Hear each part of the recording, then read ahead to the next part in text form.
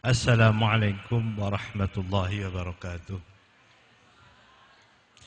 Bismillahirrahmanirrahim.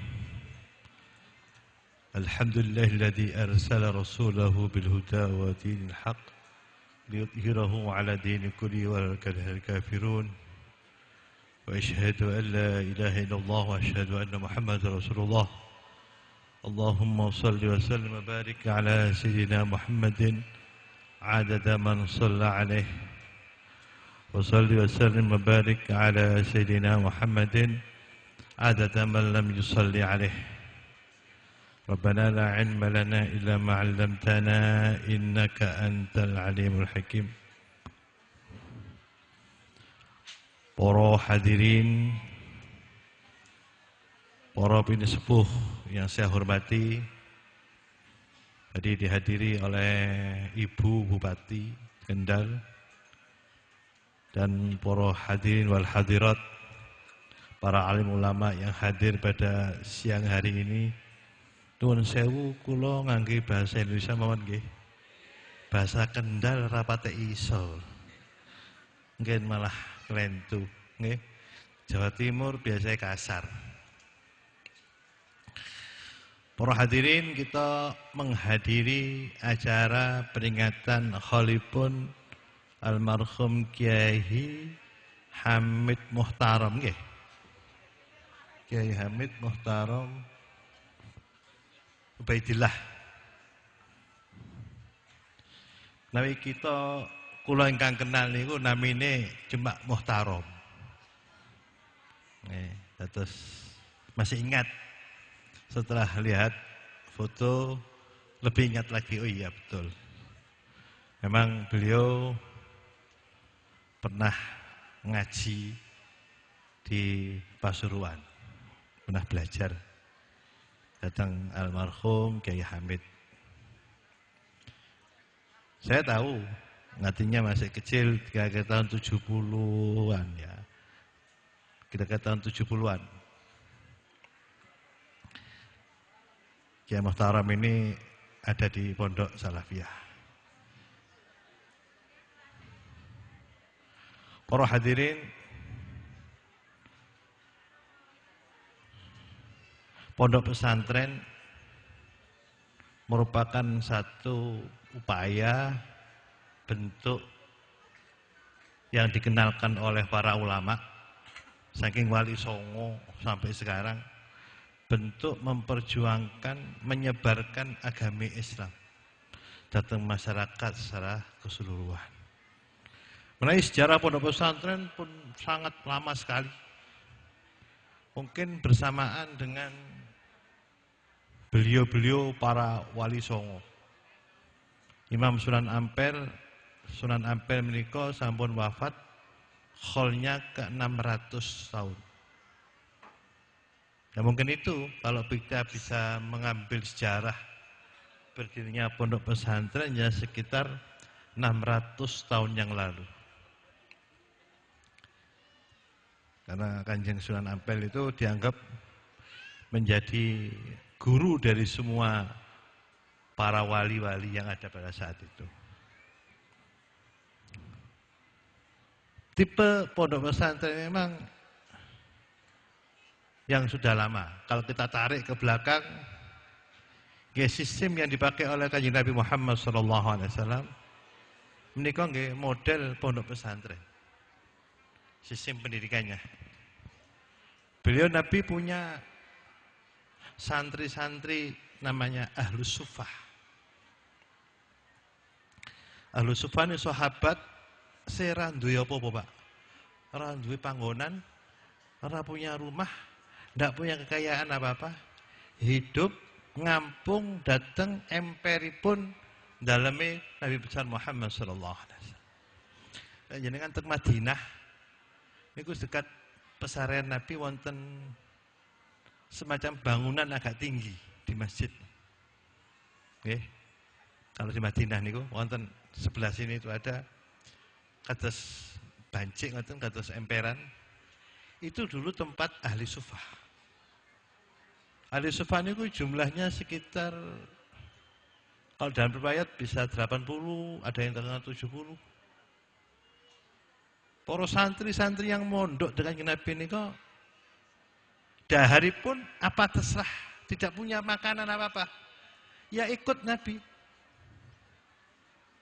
Kalau Nabi ada makanan, ya beliau dapat, mereka dapat. Nabi sendiri orang yang tidak memiliki kekayaan. Nabi menikah, Nabi besar Muhammad SAW, orang yang paling mulia di dunia, tapi nol urusan harta. Nol urusan harta. Mboten gadai kekayaan nopo mawon. Penghasilan tidak memiliki penghasilan apa-apa. Tidak memiliki kekayaan. Tapi beliau orang yang tidak ingin kekaya. Jadi tenang, orang tidak kaya, tapi tidak ingin kaya. Senggari stres niku Kak. Kita niku orang duwe mobil, kepingin duwe mobil, itu yang garis stres. Coba orang duwe mobil, orang ingin tuh punya mobil, hidup tenang.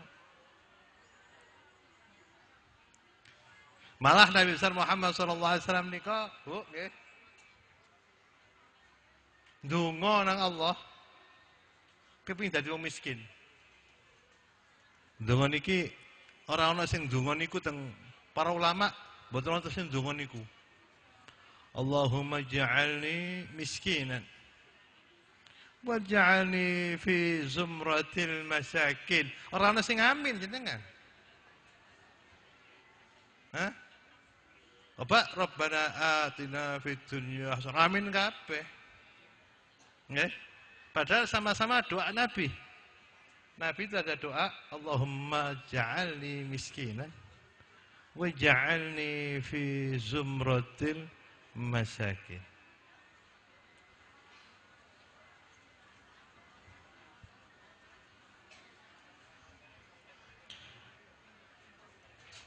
Pelajaran yang sangat penting bagi kita sekalian. Nabi besar Muhammad SAW tidak mengajarkan kita cinta dunia. Mengajarkan kita cinta kepada Allah, cinta kepada ajaran, cinta kepada akhirat. Tidak mengajarkan kita cinta dunia. Beliau berikan contoh bahwa saya Nabi tidak orang yang tidak berpunya sama sekali. Mungkin kalau orang sekabupaten Kendal, kemiskinan dibanding kali Nabi Muhammad SAW, tidak ada yang lebih miskin daripada Nabi. Jenengan sedaya sak Kendal niki, sik luwih sugih timbang Kanjeng Nabi. Natos wonten tiyang mriki wonten ingkang mboten dahar sehari sekali. Wonten mboten? Tidak makan 1 kali 1 hari ada. Wonten? Mboten wonten nggih. Alhamdulillah sugih kabeh. Nabi besar Muhammad SAW Bu nggih. 3 hari tidak makan. Itu tidak karena tidak makan. Memang tidak ada yang dimakan. Enggak ada yang dimakan. 3 hari mboten dahar. Dikasih batu 3. 1 hari batu 1. Kalih dinten batu kalih 3. Kalau enggak diberi batu, lepas ini sabuk. Pun paling alit sik longgar. Ini gambaran-gambaran bagaimana beliau mengajarkan kepada umat, kepada kita sekalian. Beliau berjuang mati-matian, dakwah mati-matian, sehat, pokoknya berjuang habis-habisan. Tanpa memikirkan harta. Nih, kita niki suwaripun berjuang, katanya saya mau kaya dulu. Kalau sudah kaya berjuang. Padahal orang itu tidak ada yang mengaku kaya. Ngoten tiang. Duitku kakean ngoten. Duitku sak miliar, wah, lebih-lebih iki piye ono. Ndak ada.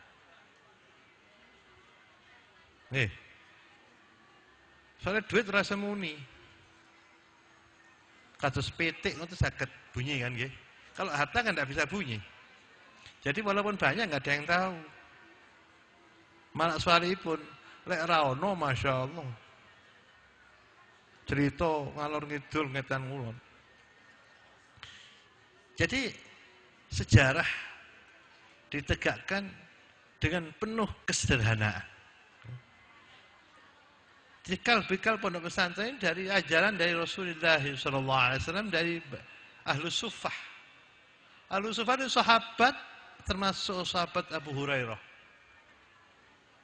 Perawi hadis terbanyak sahabat Abu Hurairah. Ngerawikan hadis terbanyak nih sahabat Abu Hurairah. Di dalam Musnad Ahmad ibn Hanbal riwayat saking Abu Hurairah mereka menghabiskan 300 halaman lebih. Di dalam Musnad Imam Ahmad bin Hanbal yang 6 jilid itu periwayatan saking Abu Hurairah mereka menghabiskan 1 jilid sendiri. 1 jilid sendiri khusus periwayatan saking Abu Hurairah. Menghabiskan 300 halaman. Abu Hurairah ini termasuk orang yang ummi, tidak baca tulis. Tapi apalannya, Masya Allah. Dengar langsung apal, dengar apal. Hebat. Pokoknya kelasnya, Imam Syafi'i kan dengar tuh apal. Imam Syafi'i kalau belajar itu kalau baca kitab, gurunya baca kitab yang sebelah sini, yang sini tutup. Kalau terbuka, hafal dulu sebelum dibaca gurunya. Mendahului. Apal mendahului Imam Syafi'i. Imam Syafi'i menika mazhab kita nggih. 7 tahun sudah hafal Al-Quran. Umur 7 tahun hafal Al-Quran. Umur 3 tahun sudah mondok. Umur 3 tahun sudah mondok. Dipondokkan oleh ibunya di desa untuk memperbaiki bahasa Arab dan sastra Arab. 7 tahun kembali ke Mekah sudah hafal Quran. Umur 11 tahun mondok ke Madinah. Hafal Muwatta. Umur 11 tahun. Lah santri kene umur piro? Ana jenenge Syafi'i ra? Ana sing jenenge Syafi'i ra? Gak padha tapi lho. Santri kene umur piro? Juz amma apa? Juz amma.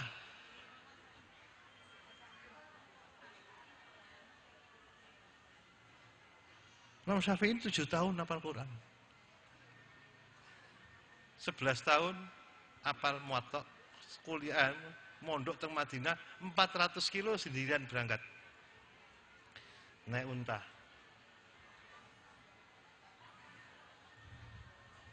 Pulang ke Mekah umur 18 tahun sudah menjadi mufti di Masjidil Haram mengajar. Ulama besar. Seumur 18 tahun. 18 tahun itu sudah ada pengajar agung di Masjidil Haram. Orang mau mengajar di Masjidil Haram itu harus dapat rekomendasi dari 50 ulama. Sepuh-sepuh. Imam Syafi'i 18 sudah direkom. Sudah diberi izin untuk mengajar di Masjidil Haram.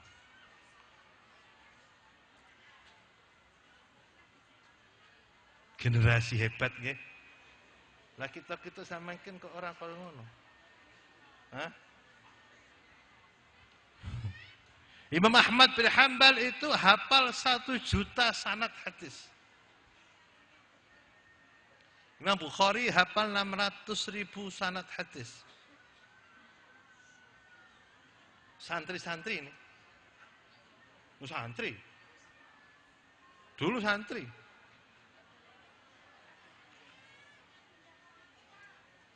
Imam Syafi'i itu lahir tahun 150 Hijriah. Wafat tahun 204 Hijriah. Imam Abu Hanifah lahir tahun 80 Hijriah. Wafat tahun 150 Hijriah. Wafatnya Imam Abu Hanifah, lahirnya Imam Syafi'i. Imam Malik lebih akhir lagi 93 sampai 164 lah kalau tidak salah. Imam Syafi'i ngaji ke Imam Malik, kemudian ngaji ke muridnya Imam Abu Hanifah di Baghdad. Imam Syafi'i itu sangat meniru datang Rasulullah sallallahu alaihi wasallam. Kayak Nabi ini ku natos salat asar, bar jamaah langsung kundur tenggelam. Tergesa-gesa tanpa wirid. Sahabat para santri bingung, kenapa? Ada apa ini? Kok gawat? Setelah bangsul kembali ke masjid. Sahabat masih tanda tanya, ada apa? Nabi, kamu tanya, kenapa saya kok pulang? Enggak kan Nabi, wonten napa jenengan kok? Kayaknya ada sesuatu yang sangat penting. Oh iya, tadi di rumah saya itu ada harta yang belum saya bagi habis. Saya nggak mau nyimpen duit sampai semalam. Hari ini harus habis. Kok sampai sesuk itu ora oleh. Bagi habis. Setelah habis, alhamdulillah, bunga. Nggih. Kalau dapat duit malah susah. Nyimpen duit malah susah. Kita sama yang radio duit susah. Nabi kalau nyimpen duit susah.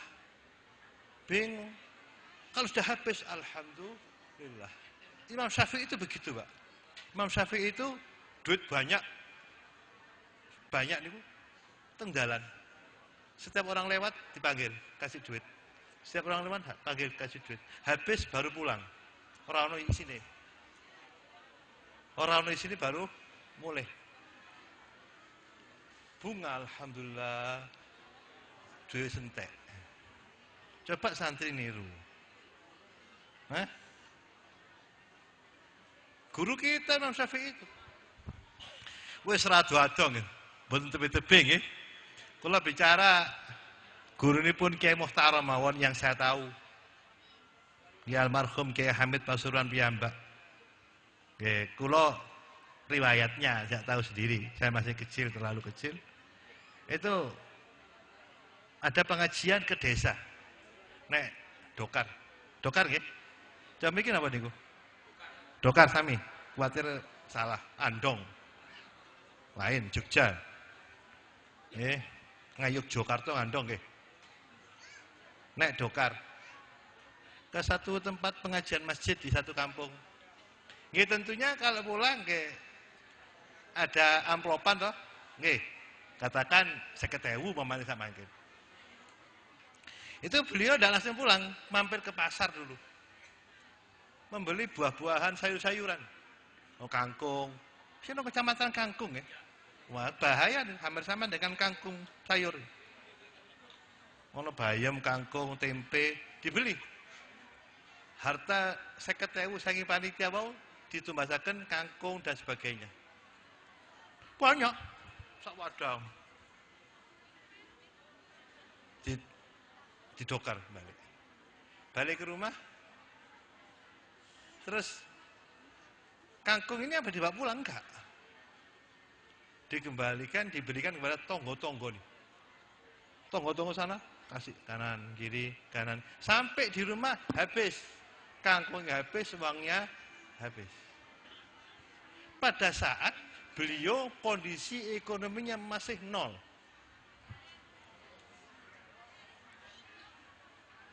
Terus ibu kula pada saat itu Tidak punya piring satupun di rumah.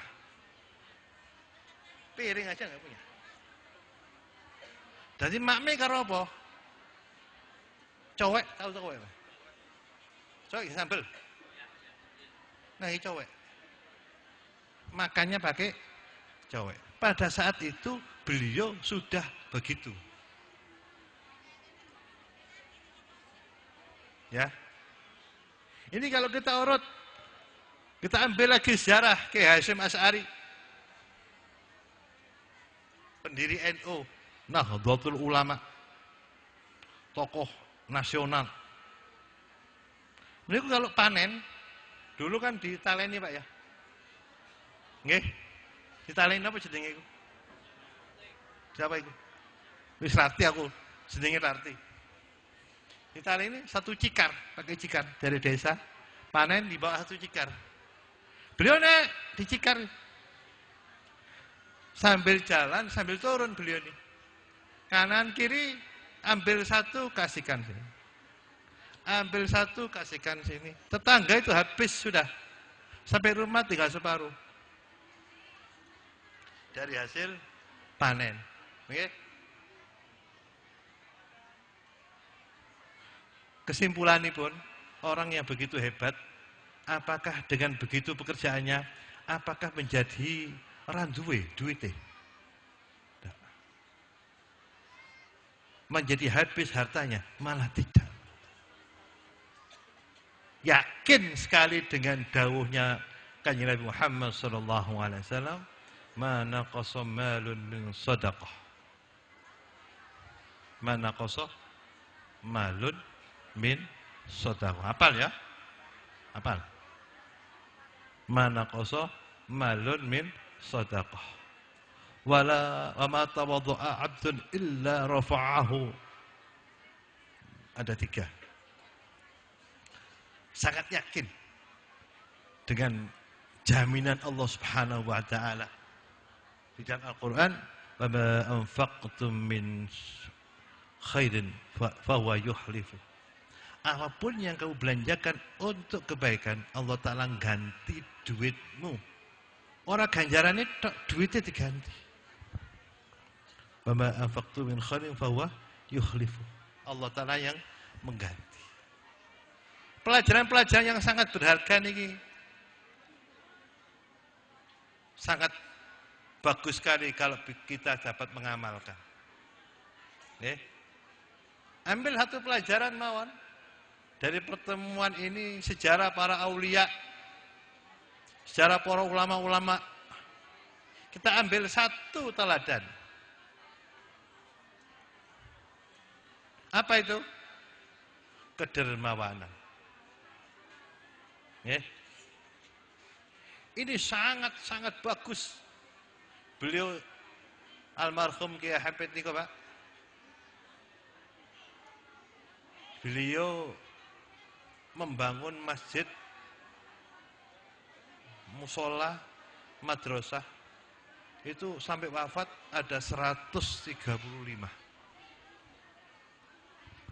135. Pada saat tahun 74 itu beliau punya utang ke Cina untuk tegel, untuk beli tegel. Tegelnya masih cetakan, belum ada keramik ya, masih produksi pesen.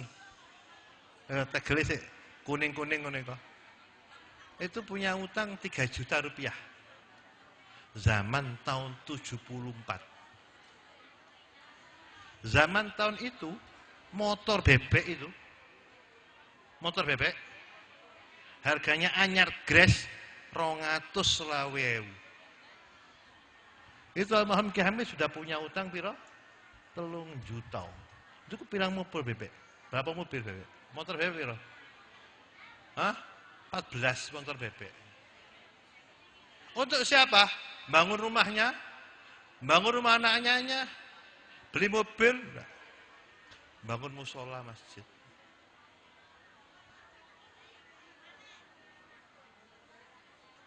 Punya utang 3 juta.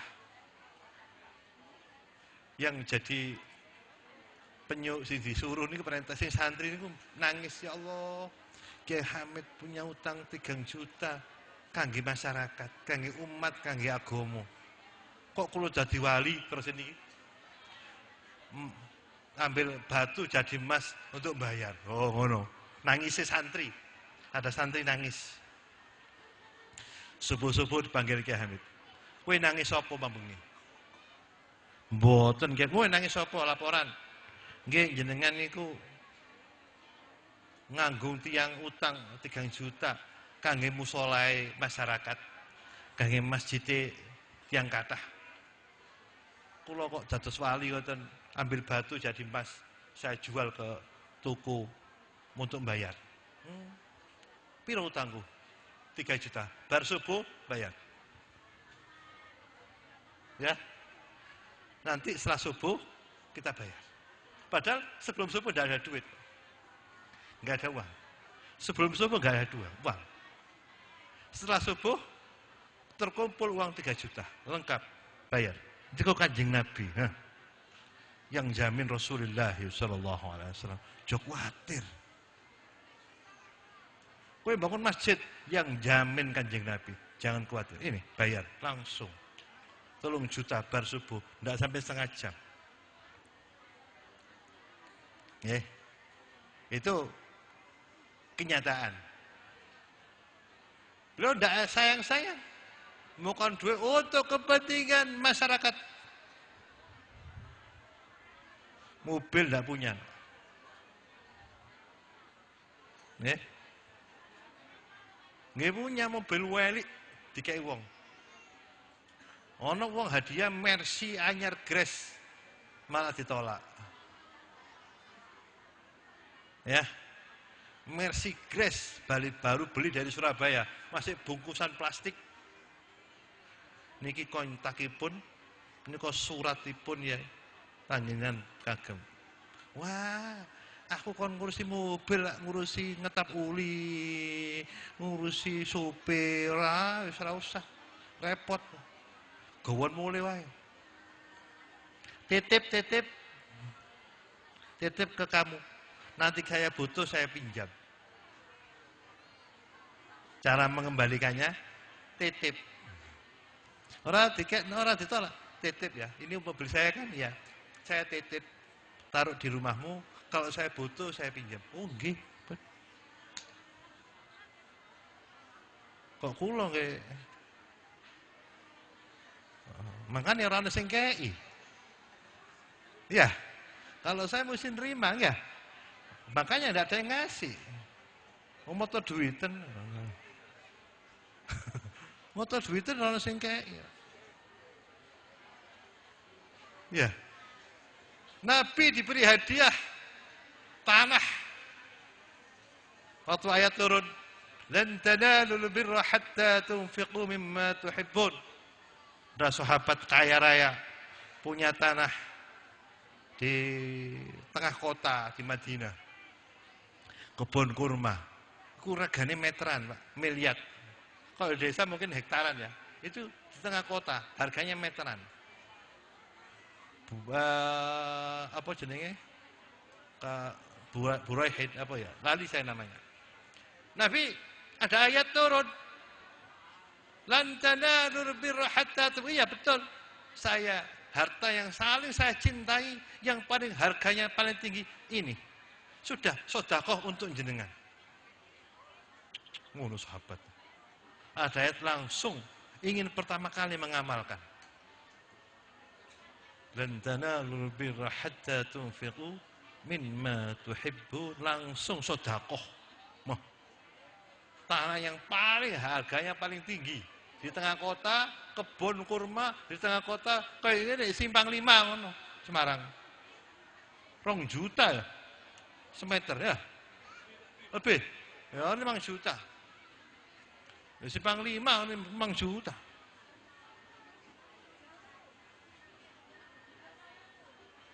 Hadiah kangge jenengan kanjeng Nabi.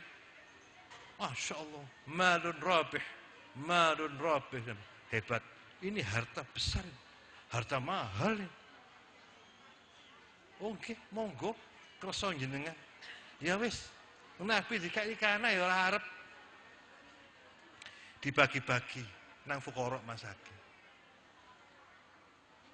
Harta tadi ditagi-bagi dikana fuqara masakin. Wis, dulurmu sing randuwe-randuwe rene iki dibagi-bagi.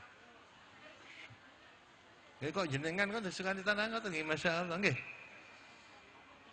Makane ora ono sing kei. Kok kepingin. Ora ono sing kei. Ya. Ini satu pelajaran-pelajaran yang sangat berharga. Nabi tidak karena dunia hidup, tapi karena amal ibadah, melaksanakan perintahnya Allah. Pondok pesantren lanjutan. Al-ulama warasatul anbiya.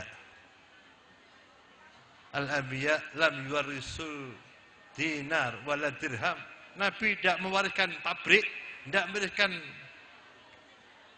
tabungan, deposito. Innama warasul ilmah. Faman akhadahu bihaddin wafir. Atau kama qala Rasulullah sallallahu alaihi wasallam. Itu hadis lanjutan dari hadis pertamanya adalah man salaka tariqan yaltamisu bihi ilman sahhalallahu la tariqan ilal jannah. Mana ya? Itu terusannya. Akhirnya hadis itu diakhiri dengan itu tadi. Jadi para ulama di Indonesia derek perjuangan melok Rasulullah sallallahu alaihi wasallam. Derek para sahabat, derek para tabi'in, derek para wali-wali songo memperjuangkan Islam dengan bi amwalihim wa anfusihim. Hartanya dan jiwanya diwakafkan untuk Allah. Hartanya dan nyawanya diwakafkan untuk Allah. Pun ora melok duwi. Berapapun kekayaan tidak ambil pusing. Para ulama itu bangun pondok di desa-desa dimanapun, bondo piyambak tanah sendiri. Ya. Indonesia, kalau pemerintah Indonesia tanpa dibantu pondok-pondok pesantren yang tersebar seluruh Indonesia, banyak yang belum bisa mempunyai pendidikan. Karena jumlah sekolah baik SMP maupun sanawiyah se-Indonesia ini cukup untuk nampung seluruh rakyat Indonesia. Menurut sensus jumlah sekolah di Indonesia itu hanya paling banyak 60% dari jumlah kebutuhan sekolah se-Indonesia. Yang lainnya dibantu kali apa? Swasta, pesantren, ini membantu mendidik bangsa Indonesia. Tidak mampu, pemerintah tidak mampu. Tidak akan mampu bangun sekolah sekian banyaknya, tidak mampu. Sampai makin tidak mampu. Kalau tidak dibantu sekolah-sekolah ini, tidak mampu. Sekolah-sekolah swasta, sekolah-sekolah diniyah, sekolah-sekolah pondok salaf. Ini tempat surane pondok salaf, Pak. Pondok salaf ngaji kitab ngono ae. Nggih. Kiai Muhtaram dulu mondok Pasuruan ya pengajiannya ya pondok salaf. Terus ngaji. Tapi ada kelasnya, tapi tidak punya formal kemudian baru sekarang ada muadalah. Diakui negara baru sekarang. Tapi kita tidak mau berubah tentang sistem pendidikannya, pakai kitab, pakai salafun sholihun, kitab kuning asli. Ora iso ya ora oleh mondok. Jadi bar lulus aliyah ngono mondok kono ya kelas 5 meneh. Ya. Karena kita tidak melihat ijazahmu apa, kemampuanmu di mana. Tesnya tes kemampuan, tidak tes ijazah. Karena ijazah itu wong ijazah kertas selembar. Ora pinter iso ijazah ya iso. Wong ijazah. Gawe dhewe ya iso. Difoto dhewe, nyetak dhewe iso, tangan-tangan dhewe ya iso, nomor dhewe ya iso, ngono ae. Tapi yang enggak bisa ilmu enggak bisa ditipu. Kalau ijazah bisa ditipu ya. Beli ijazah bisa mboten? Bisa. Kula niki ditawari tiyang untuk doktor 8 juta, Pak. Jenengan dokter bayar 8 juta, cek murah. Nah, dokter opo capo-opo yo. Ora usah kuliah, ora usah apa-apa, angger bayar 8 juta oleh titel dokter. Lah dokter nipu jeneng.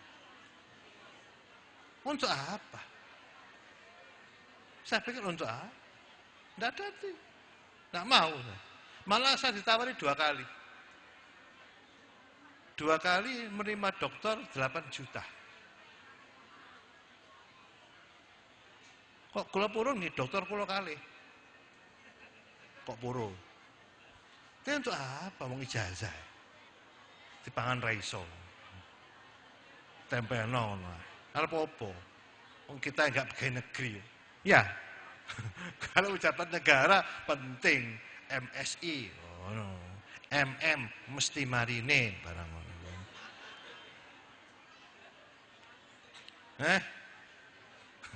Nun saya kayak buat guyon. Terus saya MM itu mesti marine. Hah? Mesem-mesem. Kalau S3 itu kalau kiai sudah sangat sepuh. Kalau S2 itu sulam safina. Setuju ya? Orang ono sing S9, aku pindah daftar S9 langsung. Ben podo karo NU. Bintang 9 SC 9 ya. S3 kurang. S9 sekalian langsung. Kalau ada.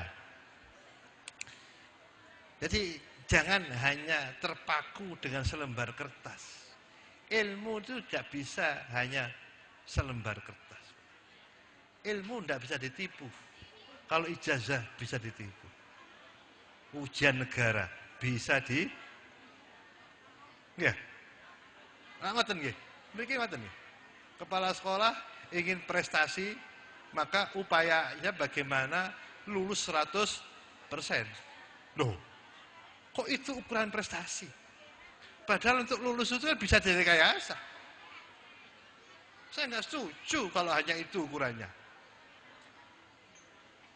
Walaupun ngomong tak Menteri Pak Nuh, Muhammad Nuh, Menteri Pendidikan Nasional, Abdullah kenal. Saya kalau gitu ukurannya Pak menjadi rusak nanti pendidikan. Orang berlomba-lomba untuk mencetak bagaimana santrinya, muridnya lulus 100%. Apapun dilakukan. Mbuh bener, murah bener. Nggih. Bisa. Kalau saya jadi kepala sekolah mudah sekali nipu. Kalau saya jadi kepala sekolah, oh mudah. Wis ngerti caranya. Kalau aku jadi kepala sekolah SMA, gampang. Gampang banget. Membuat sekolah siswanya 100% lulus mudah sekali. Mudah sekali kalau mau saya jadi. Oh mudah sekali kalau mau. Orang ngerti akhlak, orang rasa gaya akhlak. Orang ngerti akhlak, orang oleh. Nggak usah akhlak, kalau akhlak nggak boleh. Nipu barang orang oleh toh. Kalau akhlak ya nggak boleh. Ini nggak usah akhlakan, misalnya usah gomo-gomoan. Angger lulus KP kan prestasinya naik. Hebat. Ini yang kita prihatinkan, pendidikan kita hanya memikirkan satu otak, dua angka-angka. Tidak berpikir secara kualitas, kuantitas. Cari danem yang 1000, ono danem 1000. Ora ono ya? Danem 1000 ono. Enggak ada ya? Danem 1000 ono enggak? Ora ono. IP-nya IP 10 ono. IP 10 ora ono. Paling 3,4 ono ya. 3,5.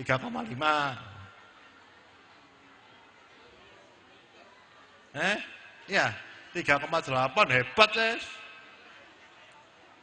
IP-nya 4, top. Terus 10 mumtaz.